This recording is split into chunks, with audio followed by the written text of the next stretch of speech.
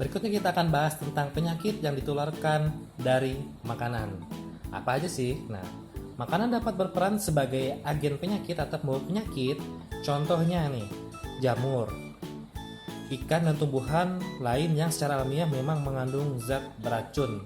Jadi memang ada beberapa binatang atau tumbuhan itu mengandung racun ya.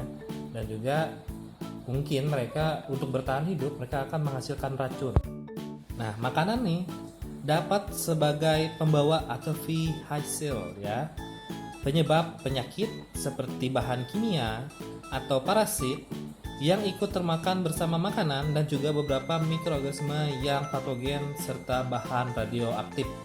Jadi meskipun makanan ini bersih nih, makanan ini mungkin sehat ya, mungkin kayak buah-buahan, ikan, ayam, tapi mungkin ketika pengolahannya tidak tepat, mereka akan terpapar atau bersentuhan langsung dengan pencemar.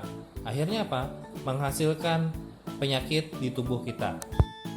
Nah, kontaminasi makanan yang terjadi dalam jumlah kecil, walaupun jumlahnya kecil ya, jika dibiarkan berada dalam makanan dengan suhu dan waktu yang cukup, maka bisa menyebabkan wabah yang serius. Ya mungkin kita biasa-biasa aja ya, kita ngelihat lalat nih, tapi tidak segera kita makan makanannya, kita biarkan. Ternyata bakteri yang hinggap di kakinya si lalat itu berpindah ke makanan. Bakteri ini bisa tumbuh sangat cepat di dalam makanan itu. Nah, mungkin kita baru makan makanan tadi itu 2 jam atau 3 jam kemudian. Ternyata makanan itu sudah mengandung sangat banyak bakteri dari si kaki lalat tadi yang cuma setitik gitu ya. Nah, jadi jika kamu memang mengolah makanan saat makanan masih hangat, jangan biarkan makannya nanti dulu lah. Langsung saja makan ya. Karena apa?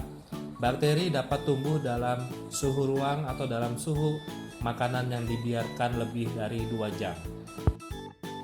Nah, di sini ada 4 macam pencemaran makanan. Yang pertama itu dari mikroba seperti bakteri, jamur, dan cendawan. Yang kedua itu berupa bentuk fisik ya. Mungkin dicemari oleh rambut, debu, tanah, atau sejenis kotoran. Lalu yang ketiga berasal dari radioaktif. Ini ada radiasi, sinar alfa, sinar gamma, atau kosmos dan lain-lain ya. Lalu yang keempat itu adalah dari kimia.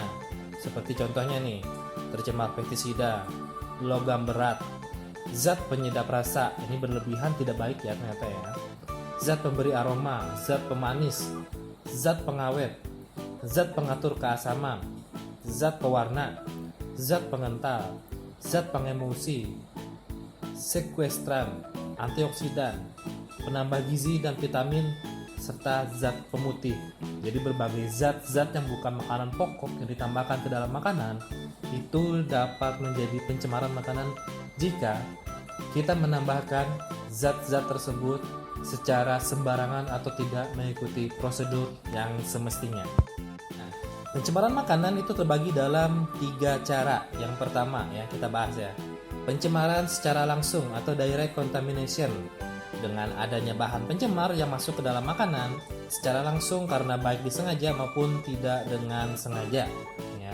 Jadi meskipun kita udah bagus-bagus nih, udah baik-baik nih, ternyata nggak sengaja nih, mungkin ada serangga lewat, atau mungkin ada binatang-binatang peliharaan kita lewat, atau mungkin ada orang di rumah kita yang tidak tahu makanan itu akan kita konsumsi, mungkin yang main pegang saja, dia baru saja main dari luar, main tanah nih, ternyata sudah terkontaminasi ya.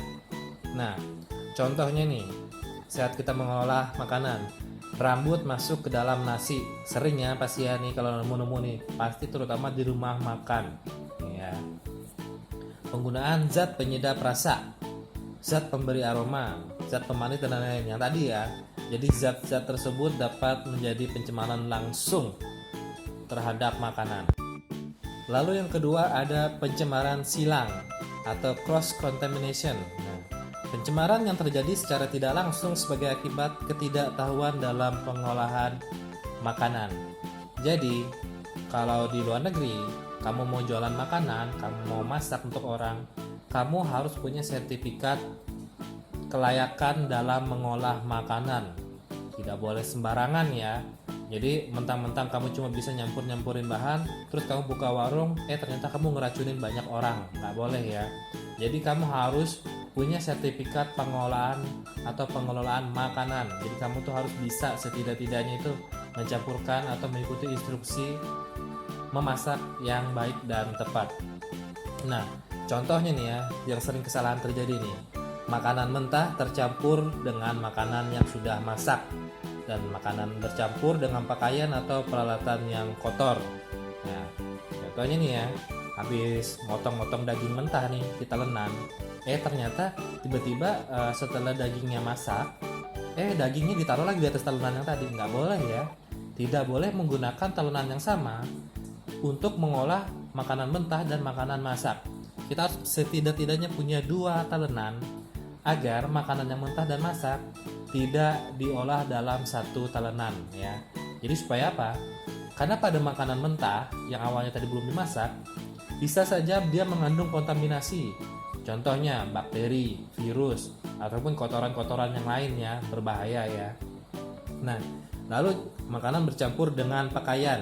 Ini nih kebiasaan nih anak-anak nih. Waduh, habis dari kondangan. Tiba-tiba dia ngambil makanan nih. Makanannya dikantongin. Kantongin sembarangan lagi nggak pakai bungkus. Sampai rumah udah dia buka, dia makan. Ternyata terkontaminasi. Ternyata kantongnya sudah kemasukan mungkin serangga beracun. Atau mungkin dia masukin uang. Uang kan banyak bakterinya ya. Lalu yang ketiga ada pencemaran ulang atau recontamination. Biasanya terjadi pada makanan yang telah dimasak sempurna. Nah, misalnya seperti nasi tercemar debu atau lalat karena tidak dilindungi. Jadi sebenarnya udah bagus nih, sudah kita taruh di meja aman ya dari sentuhan apapun. Ternyata dihinggapin lalat. Karena apa? Mungkin tidak diberikan tudung saji, mungkin karena rumahnya terbuka, jadinya lalat-lalat yang di luar masuk. Wah, luar biasa ya. Lalat kan terbangnya dari sana kemari ya. Mungkin lalat itu habis singgah di kucing atau di anjing ya. Terus tiba-tiba dia hinggap lagi di makanan kamu. Seger ya, sedap. Ya, selanjutnya kita bahas tentang keracunan makanan. Apa sih keracunan makanan itu? Ya, keracunan makanan adalah timbulnya gejala klinis suatu penyakit atau gangguan kesehatan akibat konsumsi makanan.